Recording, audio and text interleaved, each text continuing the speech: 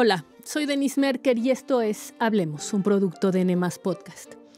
La oposición vive en nuestro país tiempos difíciles, pocos triunfos en lo electoral, poca fuerza en su capacidad argumentativa y poco peso de sus ideas en la esfera pública. Sin embargo, es un hecho que una parte importante del electorado no comulga ni coincide con la llamada Cuarta Transformación que impulsó Andrés Manuel López Obrador desde su triunfo en el 2018 y que ha continuado Claudia Sheinbaum. Pero ese México opositor no ha encontrado quien lo represente. Ninguno de los partidos en oposición al régimen ha logrado canalizar el descontento de esa parte de la población. En las encuestas, las opiniones sobre el PAN y el PRI son mayoritariamente negativas. El PAN por lo pronto decidió relanzarse y cambió su logo, hizo una marcha en la que anunció, entre otras cosas, que ya no competirá aliado con otros partidos, fundamentalmente con el PRI. ¿Ese era el problema, las alianzas? ¿Es suficiente el anuncio del relanzamiento para que vuelva a existir en nuestro país una oposición fuerte y creíble? De todo esto vamos a hablar con Ricardo Anaya. Fue diputado federal en 2012, un joven presidente en la mesa directiva de la Cámara de Diputados en la primera parte de la presidencia de Peña Nieto, dirigente nacional del PAN, luego de inmediato candidato a la presidencia por ese partido, por el PRD y por Movimiento Ciudadano en 2018. 12 millones de mexicanos votaron por él, quedó en segundo lugar. Ricardo, gracias por estar aquí. ¿Cómo estás? Gracias a ti, Denise. Me da muchísimo gusto volver a verte. Felicidades por este espacio y con muchas ganas de conversar. Gracias, Ricardo. Pues obviamente lo primero es decir, cuando uno decide relanzar algo, Ricardo, es porque ya hizo un diagnóstico. Un diagnóstico de qué fue lo que no estaba bien. Eso es una parte de la que siento que me faltó. He oído la palabra relanzamiento, escuché los discursos que se dieron en el Monumento a la Revolución, pero no entendí qué es lo que estaban rectificando, más allá de no vamos en alianza. No vi que me dijeran, miren, esto es lo que desprestigió al PAN y tenemos conciencia de ello y nuestro relanzamiento implica una rectificación. No sé si a mí me hizo falta.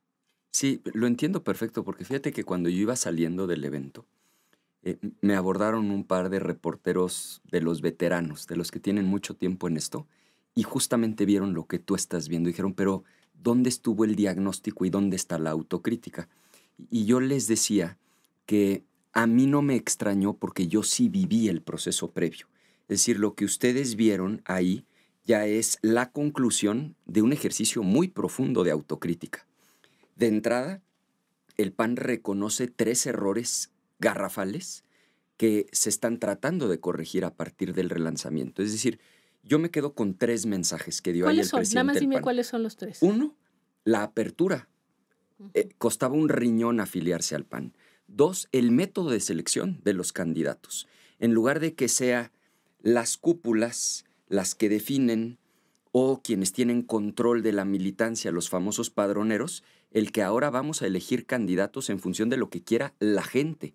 Encuestas, primarias, es un cambio radical. Entonces, primero es la apertura para que te puedas afiliar. Segundo, cómo vamos a elegir candidatos. Y lo tercero, el tema de las alianzas. O sea, lo dijiste ahorita mismo en la introducción. El presidente lo dijo con toda claridad, punto final al esquema anterior de alianzas, lo cual implica pues que el PAN apueste por sí mismo, porque es real que mucha gente dejó de acompañar al PAN por la coalición con el PRI. A ver, déjame un poco abordar esos temas. Lo único que me llama la atención es que en este diagnóstico es un diagnóstico como de errores instrumentales. No, estoy de acuerdo. Es decir, no nos abrimos. Hay mucho más que eso. Y a mí me gustaría saber, porque yo creo que para una parte de la población ese no es el problema. Es decir, sí, estas partes como mecanismos, etcétera, ahorita los platicamos si quieres, pero yo creo que hay algo más de fondo y me gustaría un poco platicar. Hay esta frase como muy común que dicen, es que no, los panistas se perdieron en el poder. Ganaron la presidencia y entonces perdieron eso que tenían antes. Es un poco eso lo que me hizo falta. El PAN era un partido que tenía un enorme prestigio, coincidieras o no con él. Había hombres extraordinarios en el PAN y yo tengo un recuerdo particular, por ejemplo, de Luis H. Álvarez. La sensación de personas muy honestas, íntegras. Insisto, podía uno no coincidir con ellos, pero había un reconocimiento a esa autoridad moral.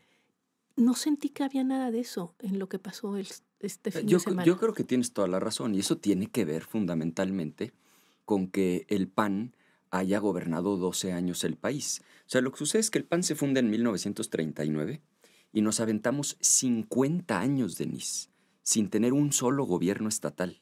O sea, fue hasta 1989 cuando a Rufo se le reconoce el triunfo en Baja California. Entonces, claro, cuando tú 50 años estás en la oposición y tu trabajo básicamente es decir lo correcto, no gobiernas, pues de entrada la gente que lo que quiere es el poder por el poder, pues no se mete al PAN. Había gente de una estatura moral extraordinaria, pero además se militaba en la oposición. A partir de que el PAN empieza a gobernar, pues claro que viene un desgaste. Primero en lo local, pero sobre todo en lo nacional. Es decir, esos 12 años de gobierno, el hecho, yo lo digo con enorme apertura, el hecho de que García Luna, por ejemplo, pues esté en la cárcel, claro que implica un desgaste para el PAN. Y aquí el PAN se divide. Habemos quienes decimos, pues reconozcamos el error, reconozcamos que ahí el PAN tiene una responsabilidad y veamos hacia adelante, y hay quienes pues prefieren no hablar de eso. Entonces yo estoy de acuerdo contigo. De hecho, yo lo que he dicho es, si me permites en un segundo, la crisis que vive el país es doble.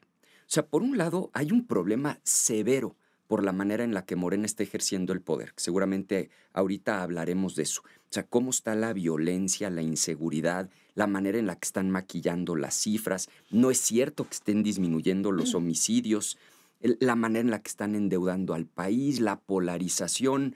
Lo que ellos están instaurando es un populismo autoritario.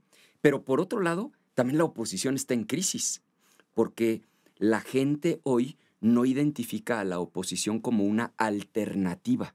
Y ese es el reto de todos los partidos de la oposición, que el que dice no me gusta lo que está haciendo Morena, te vea no solo como un opositor, sino como una alternativa y te dé el voto de confianza para que haya un cambio, y claramente todavía no estamos ahí.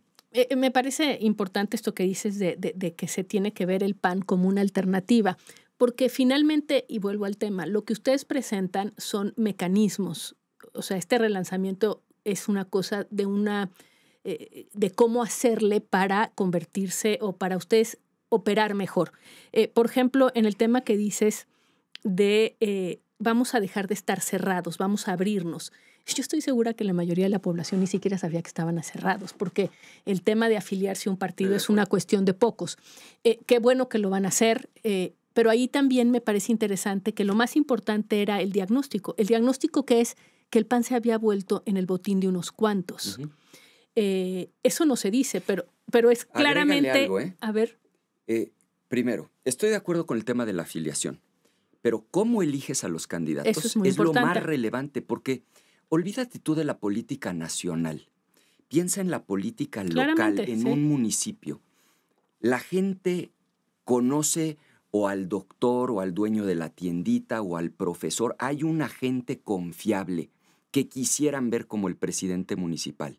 Entonces, el hecho de que el PAN diga, ya no van a ser unos cuantos los que controlan el partido en ese lugar, quienes decidan quién va en la boleta. Ahora lo que vamos a hacer es escuchar a la gente y vamos a tratar de entender a quién quiere la gente en la boleta. Y a ese lo vamos a postular. Creo que eso es un cambio de a de veras. Y totalmente. Dos, lo que se anunció el domingo tiene dos niveles. Sí tiene un nivel instrumental, operativo, estos 3 puntos de los que hablamos, pero también tiene un tema de fondo, en donde el PAN dice, 1, vamos a defender al país de las barbaridades que está haciendo Morena. O sea, concretamente deuda pública, Denise. Esto sí le importa a la gente. Sí, ahorita vamos a ese punto porque sé que tenemos mucho que platicar ahí. Vamos por partes. Déjame ponértelo así. Claro que me parece importante el tema de la apertura a las candidaturas, porque además les permitiría, cuando un partido, y le pasó al PRI y hoy le va a pasar y le está pasando a Morena, ocupa tal cantidad del espacio público, pues seguramente hay gente que quedará, o candidatos muy populares, locales, que no van a ser el candidato de Morena y que hoy en una encuesta podrían terminar siendo candidatos del PAN. En fin, y creo que en ese sentido el PAN se abre a la posibilidad de captar figuras que de otra manera no tendría vía estas encuestas. Entonces, creo que esa es la parte más importante. Y las coaliciones. Déjame nada más llegar a ese tema. Dices tú, las alianzas no funcionaron. Y yo pienso, a ver, tú fuiste candidato de una alianza. Estuviste como diputado y luego como presidente de la mesa directiva en el momento en el que en PAN más comprometido estuvo en una alianza, el Pacto por México, con el presidente Peña Nieto, con el PRI y con el PRD. Sacaron muchísimas cosas. Pero me voy más atrás. Las alianzas han sido, ganaron la presidencia en una alianza con el Partido Verde, gobernaron con el PRI en realidad los 12 años que estuvieron en el gobierno. Es decir, casi si volteo hacia atrás, no veo en qué momento no hicieran alianzas. Es buenísimo el punto. Dime, por favor, en qué momento. Ajá. Es que tienes toda la razón. O sea, lo que dices no le quito una coma. Lo que pasa es que en política, una cosa es que un partido político haga su esfuerzo en términos de decirle a la gente lo que propone, otro partido haga lo propio, que tengan, digamos, electorados distintos y que llegado un momento, por un bien superior, le digan a sus bases, oigan, nos vamos a juntar con el de enfrente que efectivamente piensa distinto en A, B y C, pero con el que tenemos una gran coincidencia. Y ahí es donde cuando tú haces esas sumas, son poderosísimas. Pero en el momento en el que lo vuelves un muégano y ya perdieron su identidad las dos o las tres partes, ya no solo no sumas, empiezas a restar. ¿Cuándo se hicieron muégano?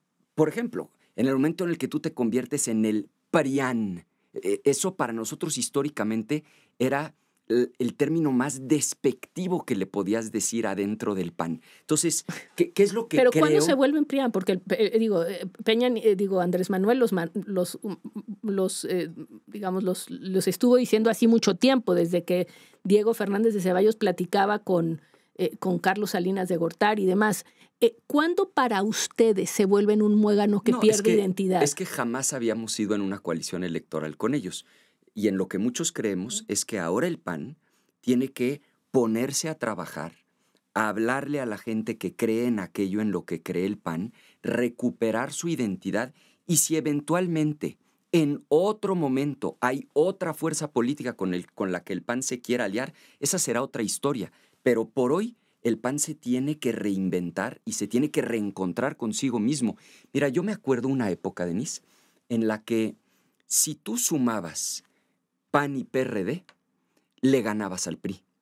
O sea, históricamente lo que hacía... En el 2000 se trató de que... El presidente de la República... Fox o Cuauhtémoc, alguno de los dos saliera para garantizar el triunfo. Y eso lo garantizaba, que afortunadamente de cualquier manera se ganó. Y después, el Grupo Atlacomulco en el Estado de México hizo históricamente todo lo que estuvo en sus manos. Cuando digo todo, es todo, para que no se juntaran el PAN y el PRD en el Estado de México, porque eran hipercomplementarios. O sea, por un lado tenías al PAN en Huixquilucan, en Naucalpan, en todo el Corredor Azul, y por otro lado el PRD era fuertísimo en Ecatepec, Nesa, Los Reyes, La Paz. Entonces, y era una época en donde, oye, pero tú eres centro derecha y tú eres centro izquierda, ¿cómo nos vamos a juntar? Pues es que hay un bien superior, y el bien superior es que haya una transición a la democracia. Entonces yo creo que es regresar un poco a eso. El PAN tiene que tener identidad, tienes que ser distinto para que puedas ser distinguible. Si ya en otro momento de la historia hay alguna fuerza política con la que te debas aliar para lograr un triunfo, porque de veras haya un bien superior, pero en este momento yo creo que el PAN hace muy bien en regresar a su origen y en volver a apostar por sí. Me parece muy interesante cómo lo pones, porque dices, en algún momento, no especificas cuándo, pero sería interesante saber en qué momento, no sé si es el Pacto por México, y te lo quiero preguntar, si fue un error, digamos. Bueno, por lo pronto el Pacto por México, si lo vemos hoy, a la distancia vemos que el PRD desapareció. El PRI, queda muy poco el PRI. El PAN es el que queda más parado, digamos, pero en realidad fue casi como confirmar lo que Andrés Manuel consideraba que era todos son lo mismo. Discutir el fondo de las reformas nos tomaría 3 programas. Pero en lo electoral, en lo político. Exacto, porque eso no es en lo programático. Exacto. En lo político, ¿fue un error o no convertirse todos juntos, digamos, en quienes impulsaban una agenda en lo político, lo que significó políticamente? Te lo respondo rápido. Así como en el fondo nos echaríamos 4 programas como este, en términos político-electorales, fue costosísimo para el PAN y al PRD le costó el registro. No tengo ninguna duda, porque históricamente habíamos sido adversarios y en el momento en el que la gente los ve juntos, muchísima gente dijo, yo por ahí ni a la esquina, y buscaron otra opción. Y en ese momento la opción era un partido recientemente fundado. Mira, déjame nada más regresar a esto porque vamos a venir al presente, pero creo que entender qué fue lo que pasó es importante. Entonces, fue un error político y diría yo, quizá evitable, porque, por ejemplo, se juntan todos y, bueno, ocurren cosas ahí sí que no podían prever, como son los escándalos de corrupción de Peña Nieto, que le dan un golpe mortal a su gobierno apenas a los 2 años de iniciado y, por lo tanto, también a la agenda que ustedes apoyaban. Claro. Pero aparte de eso que no podían prever, lo que sí parece increíble es, van juntos, pero entonces no garantizan un gobierno de coalición, sino simplemente se suman sin sumar también una serie de responsabilidades y de posibilidades futuras. Entonces, ahí hubo un error desde la concepción política, ¿o no? Totalmente. Pero además, agrégale al problema. Vamos juntos para pasar una serie de reformas, pero después entramos en guerra mundial. ¿Cómo entran en esa guerra? Porque yo me acuerdo de la elección ti. del 18 era el gobierno de Peña contra mí y López Obrador en caballo de Hacienda. Bueno, y tú diciendo que lo ibas a meter a la cárcel, a Peña. Que eso es muy posterior, fíjate, qué bueno que lo mencionas. Digo, porque yo quería preguntarte, ¿cómo llegan a eso? ¿Cómo están juntos fíjate, en el pacto y luego tú le estás diciendo a Peña que lo vas a meter a la cárcel? Los buenos analistas políticos, como tú que eres una doctora, cuando hacen análisis político, siempre ponen las cosas en una línea del tiempo. Porque si no las pones en una línea del tiempo, puede no entenderse. Ese anuncio en donde yo efectivamente digo que va a caer quien tenga que caer, inclusive Peña por el tema de la Casa Blanca, es muy posterior a una decisión absurda que tomó el gobierno de usar todo el aparato del Estado para destruir al candidato del PAN, porque ni siquiera lo tomo personal, no es que fuera contra mí. Es que un grupo cercano del presidente Peña lo convence de que Mid sí puede ganar. Y le hacen literalmente una jugada de pizarrón y le dicen, es necesario que el PAN se vaya a tercer lugar. En el momento en el que el PAN se vaya a tercer lugar, toda la gente del PAN se va a venir con Mid simple y sencillamente porque no van a querer que sea López Obrador. Inclusive yo lo sé porque lo he hablado con ellos, me lo han contado de primera mano. Le decían, ¿cómo no se va a venir con nosotros el expresidente Calderón si Mid fue su secretario de Hacienda? ¿Cómo no se van a venir con nosotros los gobernadores si son amigos de Mid? Entonces ellos toman una decisión de corte estratégico y usan a la entonces PGR todo el poder que en ese entonces todavía tenía el PRI para influir en los medios de comunicación para tratar de destruir al candidato del PAN, porque otra vez no es que yo me tire al piso y diga es que era personal contra mí. Quien hubiera estado en ese momento en la boleta por el PAN habría sufrido esa embestida. Claro, el problema que tienen es que después de 2 meses de esos ataques, mandan a hacer una encuesta y se encuentran con que yo estaba a 8 puntos de López Obrador, tanto en la encuesta de Buendía como en la de Reforma, antes de los ataques. Y Mid en tercer lugar. Después de los ataques, yo sigo en segundo lugar, ni siquiera perdí, lo que pasa es que me quedé estancado. Mid todavía se cae y todos los indecisos, que en ese entonces eran muchísimos, como en un 80% se van con López Obrador, rebasa el 50% y ahí, concluyó la idea, es donde el gobierno de Peña dice, esto ya no funcionó. Y entonces sí creo que ya viene otra historia donde dicen, pues va a ganar López Obrador, pues hay que llevarla bien con López Obrador y ya continúan los ataques conmigo. Entonces... A ver, déjame regresar porque creo que es interesante creo que fue una decisión estratégica y eso poca gente lo ha analizado. Me parece interesante lo que dices porque también se hablaba de que alguno de los dos declinara por el otro. Es decir, que se buscó o que fuera solo Mid o que fuera solo... O sea, que fuera un solo candidato representando al Pacto por México, vamos a ponerlo así. Y eso no se logró. Desde ahí viene entonces la decisión. Que otra vez, en una línea de tiempo, eso nunca estuvo sobre la mesa, sino hasta después de los ataques y ya cuando se veía inevitable el triunfo de López Obrador. y estas eran agendas que no eran ni del PAN ni del gobierno. No. Ya eran terceros que empezaron a buscar empresarios y entonces se acercaban con los dos lados. La verdad de las cosas es que si tú lo ves en una línea del tiempo, allá por diciembre del año previo, las encuestas no tenían a López Obrador tan alto, estaba en los 30s. Y ahí todavía se asumía que se podía ganar. El problema es que después de que ellos, y creo que es un error histórico el que cometieron, toman la decisión de tratar de destruir a la candidatura del entonces Frente por México, pues se despega López Obrador. Inclusive recuerdo, me lo han contado, que a Peña le decían, el techo de López Obrador es 38, nunca lo ha podido rebasar en el pasado. Entonces, con que nosotros lleguemos a 35 y hacían todo tipo de maromas mentales, pues ¿cuál 38? Rebasó los 50. O sea, tú lo que dirías es, se destruyeron. Es Nos decir, destruimos. o sea, aquellos que firmaron el Pacto por México terminaron destruyéndose. Sí, y creo que yo tengo una responsabilidad en todo esto. Es lo que te iba a preguntar, porque estábamos viendo solo los demás. Sí. Y me gustaría ir a la parte de tu responsabilidad, porque lo que me gustaría es entender cómo es que se destruye la oposición, para ir al relanzamiento. Creo que lo pones muy bien. Se destruye en la elección del 2018, o más bien se destruye del Pacto por México a la elección del 2018. Vamos a poner. Ahí se destruye.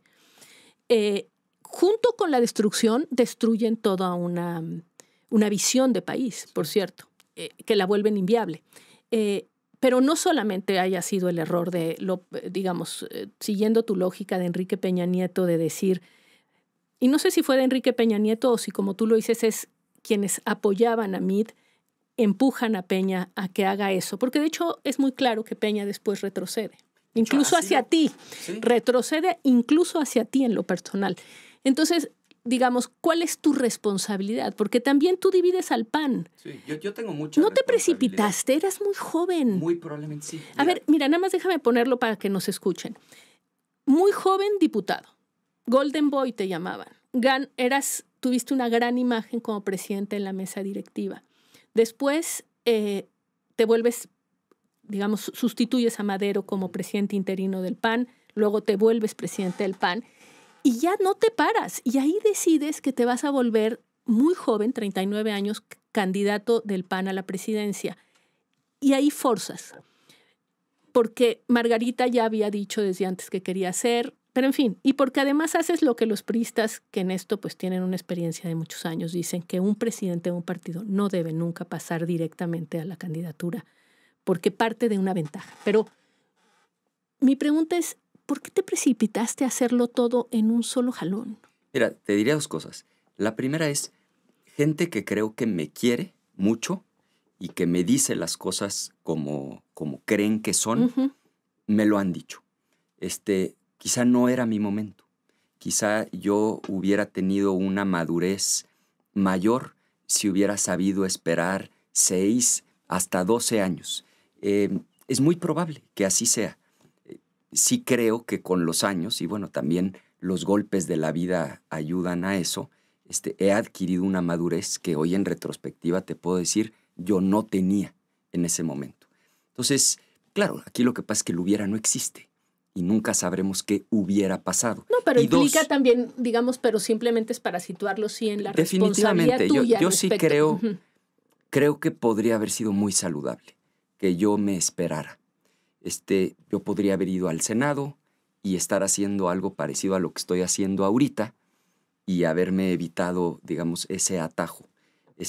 Lamentablemente, pues el tiempo no se puede regresar. Entonces, dime una cosa, cuando uno está en esas posiciones, entra uno en una dinámica. Ahorita que decía, no te detuviste, quiero entenderlo. Eres muy joven, Golden Boy, todo el mundo está diciendo un cuadro nuevo, joven, panista, y entonces luego pienso, fuiste presidente del PAN, sacaste toda una campaña, me acuerdo, desde la presidencia del PAN, y luego que hay un momento en que ya quiero nada más entender. Te iba a agregar esto porque eso responde tu pregunta. Tú dices, ¿te precipitaste a nivel de pregunta? Sí, y yo te diría, nos precipitamos. Porque te voy a decir qué es lo que pasa ya atrás del telón. Aquí lo que pasa es que adelante del telón tú ves a una persona, pero atrás del telón hay un equipo. Y lo que pasa es que empieza a haber también mucha presión, en donde muchos ya no quieren que te detengas. Porque van contigo. Pues claro, son olas que te van empujando. Y ahí es donde la madurez entra. Porque yo no tuve la madurez para ponerle un alto a un grupo de personas, que no voy ni a nombrar, porque sería pasar la responsabilidad. Pero la política sí es. Los equipos empiezan a empujar y los propios equipos dicen, no, espérate, no te pares. Tú te bajas, se sube B, toma el control su grupo y nos van a destruir a todos los demás. De hecho, la lógica en esos momentos es, sí, tú te salvas bien cómodo, porque tú te vas al Senado. Nada más que entregas la candidatura, entregas el control del partido y van a venir por todos nosotros. Y yo sí creo que ahí me faltó madurez, me faltó visión de más largo plazo. Por eso te lo digo, gente que me quiere me lo ha dicho, pero bueno, pues el hubiera no existe. Ahorita mira, lo que me toca es hacer lo mejor que pueda hacia adelante. Tengo un recuerdo, y que a lo mejor tú lo tienes también, porque desde fuera, que eso no lo ven ustedes, pero desde fuera se veía. O sea, se veía algo de la precipitación. Y me acuerdo que el día que viniste a tercer grado, ¿te acuerdas? Te hice una pregunta que me fue costosísima con los panistas, que te dije, no has sido alcalde, no has sido gobernador, no has sido secretario de Estado. ¿Cuáles son tus cartas credenciales para la presidencia? Bueno, yo ni siquiera me acuerdo que me contestaste. Lo que sí me acuerdo es cómo los panistas consideraron que había sido un ataque artero de mi parte hacia ti, pero realmente lo pienso y lo pensaba, que era, aunque la experiencia no lo es todo, hombre, no hace daño para ser presidente. Y un presidente de un país como México, pues tener la experiencia de gobernar, que es distinto a otras cosas. En fin, pero bueno, dicho esto, digamos, y asumida... Y que quede, digamos, registrado. Asumo mi parte de la responsabilidad. Déjame preguntarte, y te agradezco que lo compartas así con nosotros. Relanzar después del muégano, digamos, tendría que volver a haber una identidad panista. El día del relanzamiento escuché con mucho detenimiento a Jorge Romero. Quería yo ver qué era el PAN que se quiere. Me quedó claro que es contra el régimen, pero yo quería ver, más allá de contra quienes están hoy en el poder, cómo se definía el PAN para salir del muégano. Dijo patria, familia y libertad, que me recordó más bien a Milei y a las ultraderechas, pero pues está bien, si se quieren posicionar ahí es su asunto. Lo que me gustaría saber no lo comparto, pero no interrumpo. No, que no compartes lo que estoy diciendo. No, ahorita te digo la interpretación no de eso. Ok, a mí lo que me gustaría es saber qué PAN. Sí. ¿Qué PAN están planteando? El PAN ha sido un partido de derecha desde su inicio, pero desde 1939, pero con muchas tonalidades, demócrata cristiano, más acerca a la iglesia, más de centro, más liberal. Patria, familia y libertad. A mí me regresa a la derecha más recalcitrante. De acuerdo, a ver, mira, quiero entender. Creo que hay dos interpretaciones, y yo empiezo por el final. Yo esos rollos de la ultraderecha no los comparto en lo absoluto. Y también entiendo que hay dos interpretaciones posibles, y respeto aquella que dice, oye, pues es que como en regímenes fascistas han usado el Dios, patria y familia, pues patria, familia y libertad me suena a eso. Lo entiendo. Pues sí. En mi caso, esa no es la interpretación que le doy. Y creo que como yo, hay mucha gente. Uno, para nosotros la columna vertebral va a ser un atributo y es defender al país. Y para, digamos, darle contenido, hay esos tres conceptos. Para mí, defender a la patria es porque lo que Morena está haciendo sí está destruyendo al país. Pero entonces Morena el que tiene una posición y ustedes son la contra. Es que quiero ver qué proponen. Es que cuando eres la oposición, no hay manera de que parte de tu definición no diga en que eres distinto del régimen. Y yo te diría dos cosas así bien concretas. Uno, la manera en la que están endeudando al país. O sea, de que llegó López Obrador a hoy, la deuda pública en México se ha duplicado. Y claro, ellos dicen, nosotros no endeudamos, porque ese es el problema del populismo autoritario en todo el mundo, sea de derecha o sea de izquierda. O sea, los tienes de derecha, Trump, Bolsonaro, pero también los tienes de izquierda. Sí. Entonces, uno, el endeudamiento. Es brutal. Fíjate, para este año están pidiendo 1.8 billones de pesos y de ahí se van a gastar 1.6, prácticamente todo, bueno, en dejémoslo en el servicio de endeudamiento deuda. para que... Dos, el huachicol fiscal, la corrupción institucionalizada de este régimen. Es que no hay, Denise, un precedente. Ni en las peores etapas del PRI vas a encontrar un sistema con el que se hayan robado 600,000 millones, pero además de una manera, o sea, metiendo gasolina importada de Estados Unidos, que les cuesta 10 pesos comprarla allá. Aquí lo hemos platicado. Y como aquí vale 23. Sí, pero yo creo que mucha gente no trae claro que el hecho de que paguen la gasolina carísima está vinculado con que gente de Morena se esté enriqueciendo de manera brutal. Pero el fondo es porque endeudan y porque son corruptos. Me refiero, concepto uno, defender al país, a la patria. Que estos se están endeudando y de que son corruptos. De la destrucción. Muy bien. 2, las familias, yo lo digo en plural, las familias mexicanas, en lo concreto, hoy les dan su receta, pero no hay medicamentos. Eso es de lo que hay que defender a la gente.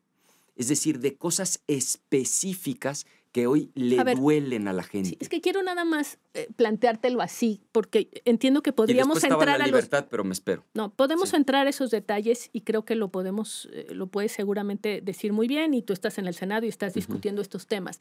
Yo creo que para la gran mayoría, para todos los mexicanos, lo que se necesita es como claridad, más que ir al detalle de la política pública, como saber en qué son distintos. Entonces, tú dices, bueno, patria, familia y libertad. 1, defender a la patria, defender a las familias. Curiosamente venía escuchando a Felipe Calderón, porque no estuvo presente, tampoco estuvo Vicente Fox, por cierto, tampoco estuvieron muchos de los expresidentes del PAN. Sería interesante entender qué pasa en el PAN, digamos, que han perdido su pasado. Pero él decía, es que los panistas de repente se agarraron con lo woke y empezaron a tener ideas pues como tolerantes con esa visión y tendría que haber una definición. Y efectivamente, ¿qué tan a la derecha, qué tan conservadores? Esa parte que están contra el gobierno, pero ¿dónde están? Fíjate que hay un público que sé que es muy sensible a este tema y quiero ser respetuoso con ese público, pero también quiero ser muy claro.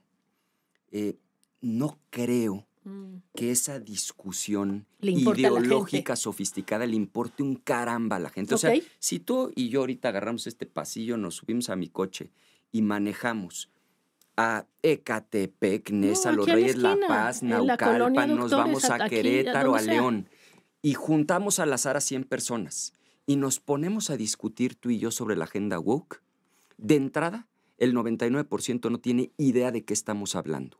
Ese es un rollo que la gente que sigue la política en otros países, particularmente la política de Estados Unidos, como que quieren encontrar un paralelismo. Y ahora resulta que aquí en México esa es la discusión. Bueno, en Chihuahua viste que los panistas votaron por prohibir el lenguaje woke. Y yo pensé, ¿de dónde lo prohibirán? Nadie lo usa. Pero yo digo, ¿cuál lenguaje? O luego dijeron, prohibir el lenguaje inclusivo. Yo entiendo que en Estados Unidos ese es todo un tema. En México, ¿cuál es el problema de decir la niñez en lugar de decir los niños?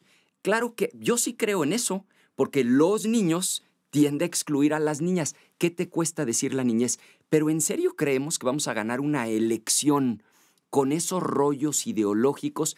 En México esa no es la discusión. En México la gente quiere seguridad. ¿Qué sostenemos nosotros? Que Morena tiene pactos con el crimen organizado. Ese es el tema de fondo. Y en el tema del bienestar, ¿qué es lo más importante que ha planteado el gobierno? La reducción en la pobreza. ¿Cuál es la propuesta para...? Pero hasta eso es una mentira, porque mira, cuando Fox era presidente, datos duros, salieron de la pobreza extrema 8 millones de personas. Y en buena medida gracias a las transferencias directas. Nada más que en aquel entonces se llamaba Oportunidades, el programa, se entregaba a las madres de familia y era una transferencia directa en dinero. Sí, con una perspectiva distinta, porque tenías que cumplir con una corresponsabilidad. O sea, si el niño no iba a la escuela y no iba al centro de salud, no se entregaba. Con López Obrador salió 1 millón de personas de la pobreza extrema. Es decir... Bueno, eso no son los datos que tenemos, ¿verdad? No salió... ¿De pobreza extrema? Sí. De pobreza extrema. Pero de pobreza salió muchísima más gente. Sí, porque la transferencia directa lo que te hace es incrementar el ingreso Y claro que si tú mides Bueno, pobreza y el por aumento ingreso, que nunca pero quisieron eso hacer está al salario bien. mínimo. Pero eso está bien. Sí. Yo lo propuse cuando fui candidato. Pues si en mi campaña ya andaba Salomón y traíamos el tema del salario mínimo. Es que lo que trato de decir es, yo no creo que se va a ganar una elección definiéndose ideológicamente. pero además como anti-woke, ¿no? Ahora somos anti-woke. Nos va a entender el 0.001%. No, yo creo que vamos a ganar una elección el día que la gente diga, te vuelvo a creer en materia de seguridad.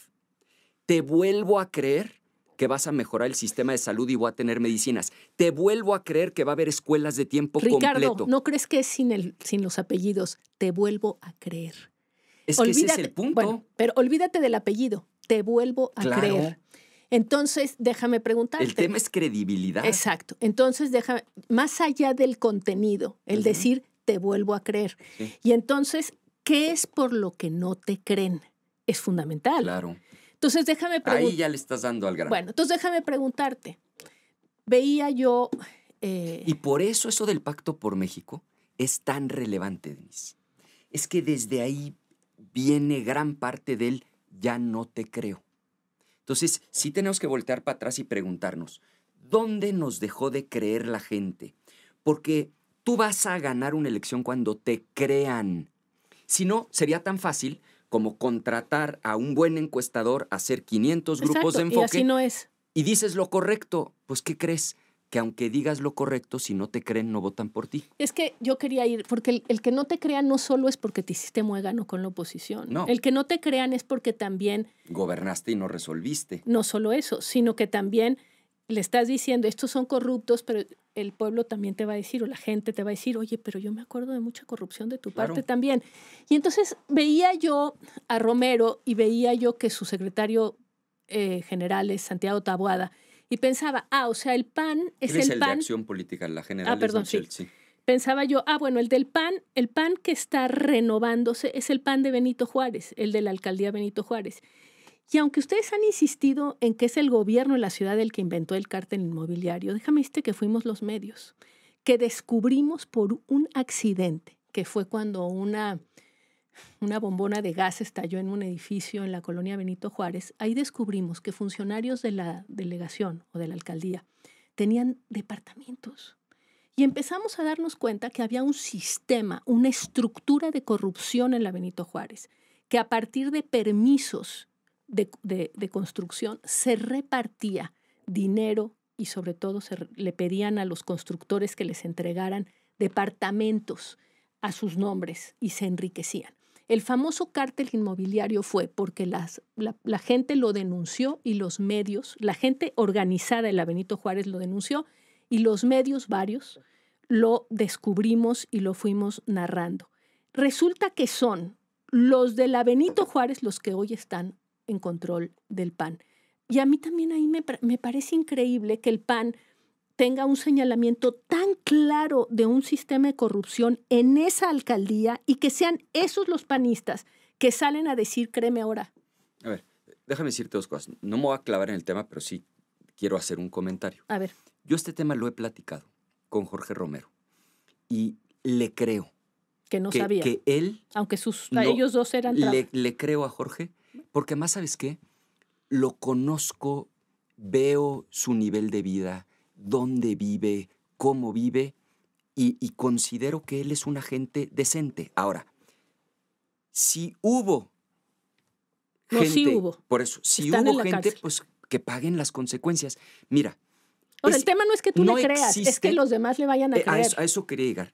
No existe en el mundo, mucho menos en México, un partido político que haya ejercido el poder y que no tenga casos concretos. Porque, digo, Morena lo que pasa es que se acababa de fundar. Pero hoy ven a más Segalmex, ven a más el huachicol fiscal, la barredora. O sea, la lista se les está incrementando por minuto. ¿Qué quieres? Abusadores sexuales, corruptos, de todo ya tiene Morena. Eso sucede cuando gobiernas. ¿Y entonces? ¿Dónde está la diferencia? A eso voy.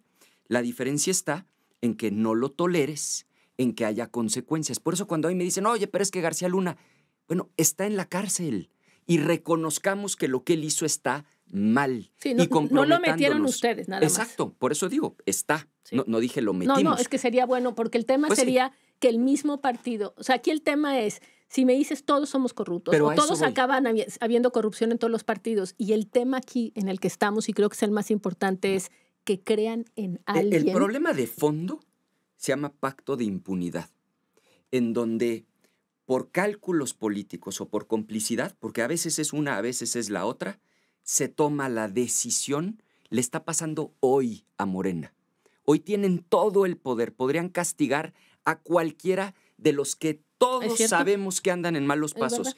Y una de dos, o no lo hacen porque tienen una complicidad con esa persona, porque esa persona aportó dinero, aportó capital político, o porque hacen un cálculo electoral y dicen, le vamos a dar argumentos a la oposición para decir, ya ven como si eran corruptos. Digo, a ver, el huachicol fiscal, en serio, Denise, ¿nos vamos a creer que los sobrinos del secretario de Marina eran los jefes del asunto y su jefe no sabía y el jefe del jefe tampoco sabía?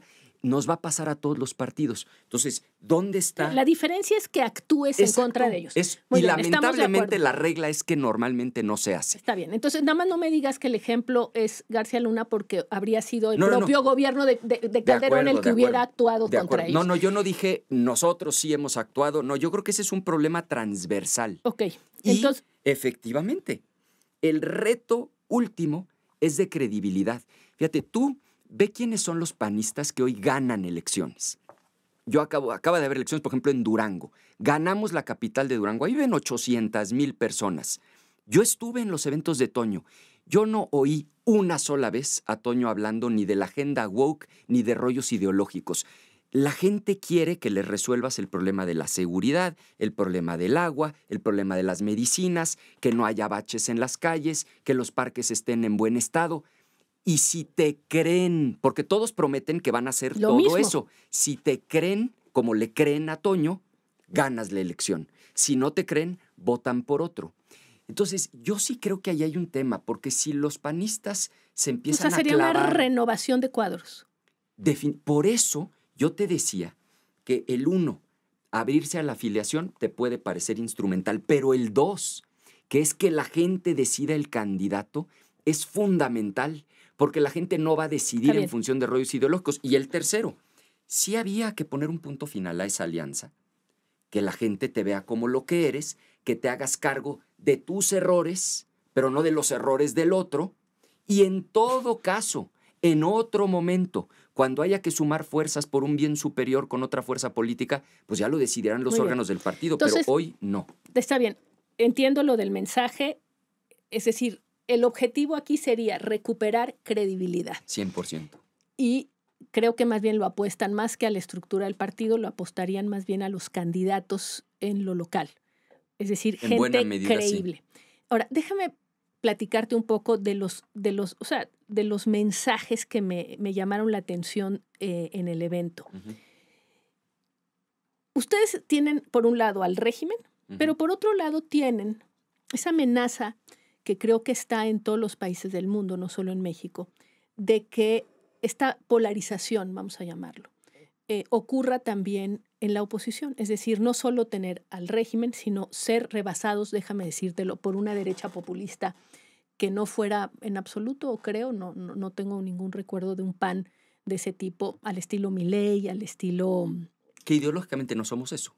Bueno, y que hay ahí unos movimientos que se están gestando alrededor de empresarios y etcétera, que podrían convertirse en una derecha como popular fascistoide. O libertaria. O libertaria, tienes razón, vamos a ponerle en libertaria. Me llamó la atención este discurso de dirigirse a los panistas como hermanas y hermanos. Yo dije, qué raro. O sea, pero te digo algo, ese es Jorge, porque él así habla. Bueno, hermanos y hermanas. No, pero te voy a decir, es que eso... O sea, parecía televangelista. No, yo entiendo la interpretación, pero Jorge así habla. O sea, cuando nosotros estamos 15 personas en un cuarto y hay mujeres y hombres, él así nos dice. No es un rollo de que ande predicando. Digo, pero es que uno lo entiendo, pero bueno, me das la oportunidad de aclararlo. Claro. Nada más quería yo saber cómo te sientes de que te digan hermanos y hermanas. Es que él así y le da mucho por decir familia y decir hermanas, hermanos, así como hay quien dice campeón, en fin. Pero Bueno, no hay está un bien. rollo de fondo ahí, es Está lo bien. que te quiero decir. Ok. No, es que a mí entre eso Y lo dice, yo creo, en el mejor de los ánimos. o sea, de que vamos a dejar la piel y nos vamos a morir y que, etcétera, yo dije, no, ya estamos en el televangelismo. La otra que te quería preguntar sobre los mensajes que me llamó la atención es, pusieron un video que me impactó. El video básicamente es el apocalipsis. El apocalipsis en donde junto con el Ixtla y el Popo hay dos figuras de espaldas, que una tiene cola de caballo y la otra claramente es López Obrador, y hay el mal que además eran unos zombies que se están chupando al país. Y los panistas reconquistan a partir, por cierto, del Parque Hundido, salen del Parque Hundido y a golpes, en una batalla a muerte, reconquistan el país. Y me quedé pensando, ¿qué contradicción es esa de empezar a ver a esos panistas, esas buenas personas golpeándose y terminar con Jorge Romero diciendo, pero en una democracia civilizada lo que se importa es el diálogo? Y ya me pusiste un video en el que es una lucha del bien contra un mal absoluto al que hay que derrotar a muerte. Sí, ¿Qué es a ver, eso, perdón? Sí, te entiendo perfecto. A ver, si esto fuera un partido vertical, pues yo me tendría ahorita que poner a defender ese video, ¿verdad? Porque soy del PAN. Pero el PAN no funciona así. O sea, en el PAN hay absoluta libertad para que cada quien diga lo que piensa. A mí la verdad tampoco me encantó el video. Creo que simplemente lo que se estaba tratando de decir con ese video, que fue un video que se presentó antes de que empezara, digamos, el discurso formal, que seguramente hizo alguna agencia de publicidad, fue, bueno, pues lo que viene es una batalla y nosotros creemos en una cosa y ellos creen en otra y vamos a defender al país y vamos a echarle con todo. Y así como hay gente a la que le fascinó el video, hay gente a la que no le encantó. Yo lo dejaría hasta ahí, porque leí hoy temprano, digamos, muchas opiniones, tanto del video como de esta tercia de conceptos de patria, familia, libertad, que ahorita platicábamos. Y entiendo, da para esa interpretación de decir, bueno, pues el PAN ya se radicalizó. Se asienta en la extrema derecha. Reaccionarios, extrema derecha. No somos eso. Lo que hubo fue un evento de relanzamiento.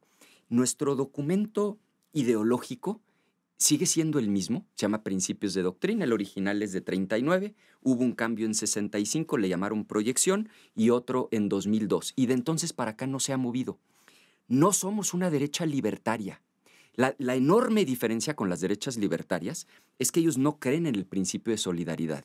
En el PAN inclusive creemos en la opción preferencial por los pobres. Claro que creemos en darle la mano al que se esté quedando atrás. De ninguna manera creemos en como darwinismo social, donde que cada quien se rasque con sus propias uñas y el que se quedó atrás, que se quede atrás. No. Y basta ver cómo ha gobernado el PAN en donde el PAN ha gobernado. Pero entiendo estas interpretaciones y por eso, Denise, yo me quedo con lo que concluíamos hace rato. Y digo concluíamos porque no es algo que yo traía, digamos, que claro, fue surgiendo en la conversación. El reto de fondo es de credibilidad. Inclusive yo siento que hay un sector de la oposición que cree que si tú ahorita atinas ideológicamente, rebasas al régimen. No va a suceder porque los ciudadanos no están interesados en eso. Es que un Milei, de entrada en Argentina, había inflación de 270% un par de años antes de que llegara Milei a la presidencia. O sea, cuando en enero una cosa cuesta 100 y para diciembre el precio ya se triplicó, pues lo que había era un hartazgo brutal y ahí es donde su rollo libertario entró. Pero de fondo lo que había no era sed por un cambio ideológico. Lo que había era frustración, hartazgo, porque la economía estaba completamente quebrada. Y yo creo que si eso no lo entendemos, no vamos a ir a ninguna parte. Porque el reto en última instancia es de credibilidad. A ver, tan es así que en muchas partes del país estamos ganando elecciones. ¿Dónde? En esas partes donde somos creíbles, donde nuestros candidatos son mucho más creíbles que los de Morena. Y yo creo que sí hay ahorita una oportunidad enorme, porque el régimen trae un problema de credibilidad. En los números que yo he leído, y de hecho en los públicos, Morena en los últimos 2, 3 meses ha perdido 10 puntos. También por eso se han puesto tan agresivos desde el régimen contra la oposición, porque aunque siguen arriba, ellos mismos están observando pues que empieza a haber grietas ya muy grandes en el barco. Y yo creo que el foco tiene que estar en la credibilidad más que en los rollos ideológicos. A ver, déjame preguntarte, ¿cuál es tu rol en el relanzamiento? ¿Cuál es tu parte? Te estaban mencionando como posible candidato a Querétaro, a que te lanzaras a la gubernatura de Querétaro y tú lo descartaste. Y yo me quedé pensando, ¿por qué lo descarta tan fácilmente si nunca ha hecho una campaña así? Yo te digo por qué. No se trata ahorita de ir a ganar credibilidad gobernando bien, manteniendo bastiones, compitiendo contra Morena, convenciendo a la gente. Y entonces me pregunto, ¿y por qué te quedas en el Senado? Es muy cómodo el Senado No, yo te comparado digo a una por qué. campaña en Querétaro. No, porque las candidaturas, Denise, se trabajan y se trabajan en la calle, en lo local. Y yo no he estado ahí. Es decir, yo hoy tengo una función en el Senado y todos los días hago mi mayor esfuerzo por cumplirla correctamente. Yo no llevo 5, 6, 7 años recorriendo las colonias, los municipios, las comunidades de Querétaro, hablando de los problemas locales, planteando las soluciones. Entonces, que a mí se me ocurriera ahorita, al 11:45, decir, oigan, háganse a un lado los que sí han estado haciendo ese trabajo, y dijeras tú, bueno, es que no hay en Querétaro. Pero es que en Querétaro tenemos, si tú vas y levantas una encuesta en lo local, No sé. Y te vas a además ha encontrar sido con un perfiles estado bien gobernado. y hay perfiles muy sólidos. Entonces, no es una lógica de comodidad, es si acaso una lógica de responsabilidad, de decir, yo no voy a ir a descomponer algo que va caminando bastante bien y en donde además, que en una lógica de equipo, creo que yo hoy le sirvo más al PAN y al país en lo que estoy haciendo como coordinador de los senadores que yéndome a meter ahorita a una elección que yo no he trabajado. ¿Y qué sigue para Ricardo Anaya? Es decir, toda la reflexión, además estuviste 3 años fuera de México, regresaste al Senado y demás. ¿Qué sigue? ¿Qué estás pensando? ¿Cómo te estás imaginando? Mira, justo lo que decíamos hace rato, pues es un proceso también personal de reinvención y de ganar credibilidad. Y yo lo que hoy hago, tanto en mi papel de coordinador, pero también como senador en lo individual, es que no hay un voto que no te pudiera yo ahorita justificar, que es justamente lo que los del régimen no pueden hacer, porque se la viven votando las tonterías. Ve, por ejemplo, esto de la retroactividad, la votan de una manera y luego la cambian y luego la regresan y hacen el ridículo constantemente. Yo, cada vez que hay un tema, lo estudio a fondo, trato de encontrar qué es lo que le sirve al país, es decir, dónde está el voto correcto, y en ese sentido posiciono. Y creo que si yo sigo poniendo ese granito, eventualmente podré abonar a la credibilidad. Olvídate en lo personal, sobre todo en términos, digamos, institucionales y también como partido. Entonces, esa es mi chamba, tanto como grupo como en lo individual. Cada tema, estudiarlo a fondo y hacerlo correcto. Y eso creo que en el largo plazo paga. Pero también hay que entender que esto va a tomar tiempo. El régimen viene de bajada, pero va a tomar tiempo que las cosas se vuelvan a equilibrar, porque como te decía al principio, la crisis es doble. Claro que hay una crisis brutal en el gobierno que está coludido con el crimen, pero también hay una crisis en la oposición en donde hay un problema severo de credibilidad. ¿Y cuál es el lenguaje? Porque veo también en el PAN, por una parte, el lenguaje de racionalizar, vamos a poner. Entonces tú fijas tus posiciones y racionalizas tu voto.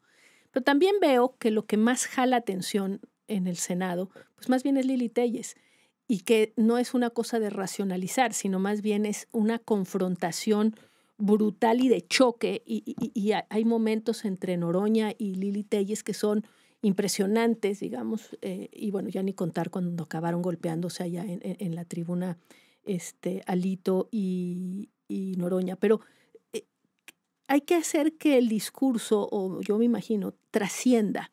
Y en este mundo, ¿cuál es, en este momento, y no es solo en México, esto le está pasando al mundo entero cuando los demócratas tratan de imaginar cómo pueden enfrentar a Trump? ¿Cómo imaginas que es el lenguaje que se requiere Yo creo que ese es un gran punto. Primero, yo a Lili la respeto, la quiero mucho y creo que es una mujer muy valiente y que lo que hace lo hace con enorme convicción. Segundo, yo creo que este tema de razón y emoción es un falso dilema, porque implicaría que la gente fuera tonta y la gente no entendiera razones y entonces lo único que hay que comunicar son emociones.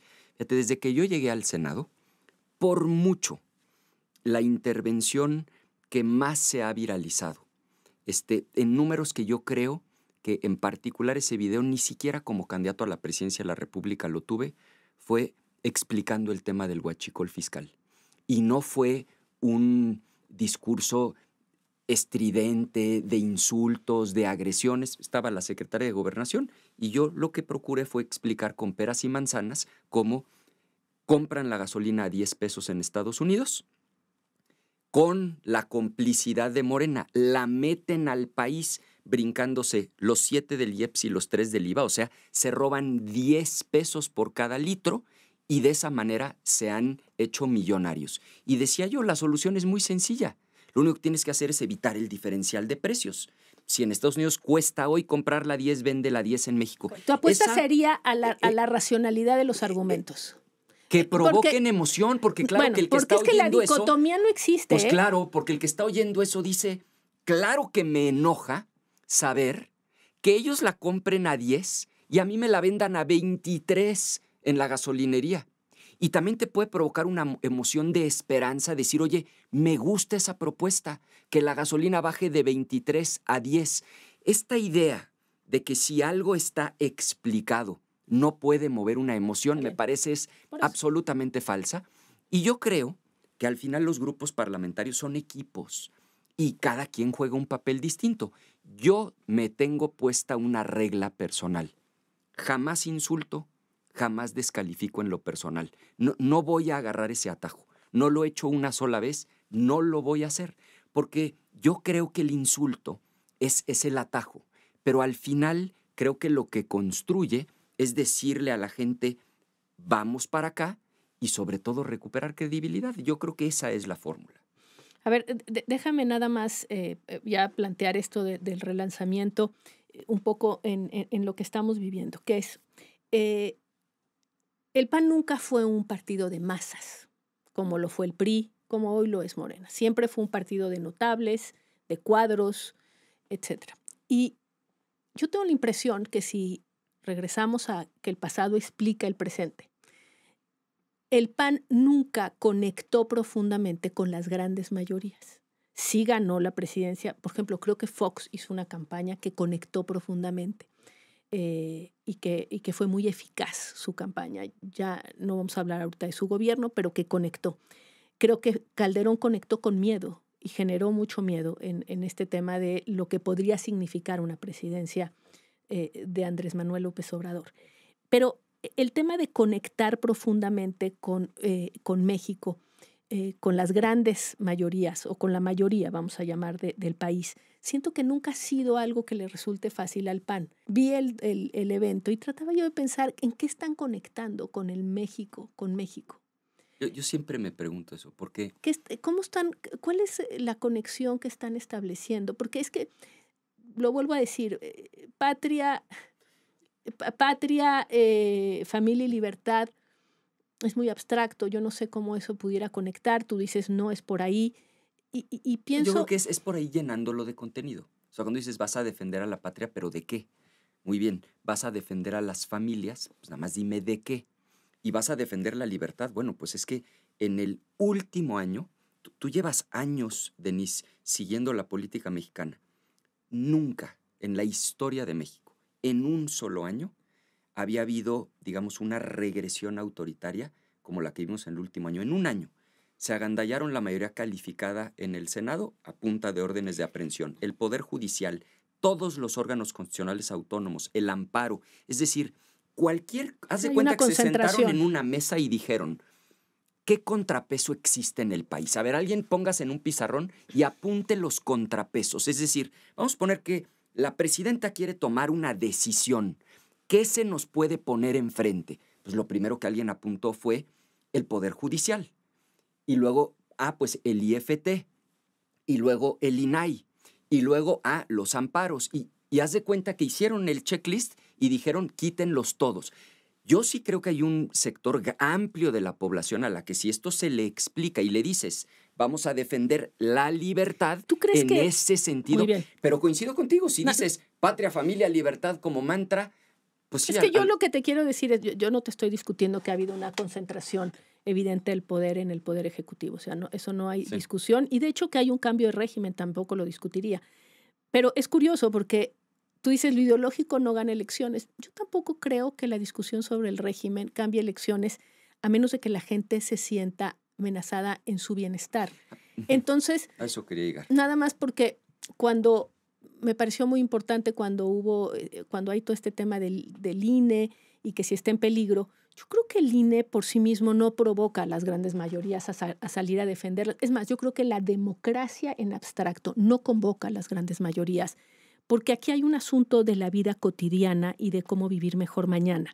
Y creo que esa es la respuesta que se está esperando. 100%. Entonces, si me dices es que la concentración del poder, tampoco creo que sea el argumento para ganar. No, estoy absolutamente de acuerdo contigo y regreso. Yo cuando estoy en este dilema, lo que me trato de imaginar es junta a 100 personas, al azar, no a 10 notables, a 10 personas, a 100 personas, y pregúntate qué es lo que ellos quieren que cambie. Y no va a ser un rollo ideológico. Van a ser cosas súper concretas. Y hablaste de lo social. Yo, y a muchísima honra, voté a favor de que los programas sociales estén en la Constitución. No tengo problema, al contrario. Cuando fui candidato, y esto también me generó controversias, propuse un ingreso básico universal. Sí creo que hay un problema brutal de desigualdad en el país y que la política fiscal es por mucho el instrumento más poderoso que tiene un Estado para poder reducir las desigualdades. También creo que lo que Morena está haciendo es brutalmente irresponsable porque van a acabar quebrando al país por cómo lo están ejecutando. Pero al final, decías, el PAN nunca ha sido un partido de masas. Coincido en términos de control corporativo, pero cada vez que has ganado una elección mayoritaria en un municipio, en un estado, es porque la inmensa mayoría de los que ahí viven decidieron cruzar el nombre de tu candidato. Y yo no creo que el PAN tenga que aspirar a ser un partido de masas en clave corporativa. Y a ver, pues vamos a inventar una CNC y vamos a hacer un CTM y vamos a poner los siervos de la nación. Pero al final creo que sí tienes toda la razón cuando dices, y lo comparto, no es por el lado de un eslogan ideológico, si no lo llenas de contenido y te creen, no vas a ir a ninguna parte. Pues Ricardo, te agradezco mucho. Me quedo con esa palabra porque creo que el centro está en que te creen. 100%. Te creen y ahí es, en realidad, esa va a ser ese es el gran desafío, ¿no? Yo soy el agradecido y además discutir con gente inteligente como tú siempre es un privilegio. Así es que te agradezco muchísimo. Te agradezco a ti que hayas estado aquí y estaremos muy pendientes de lo que ocurre con el PAN.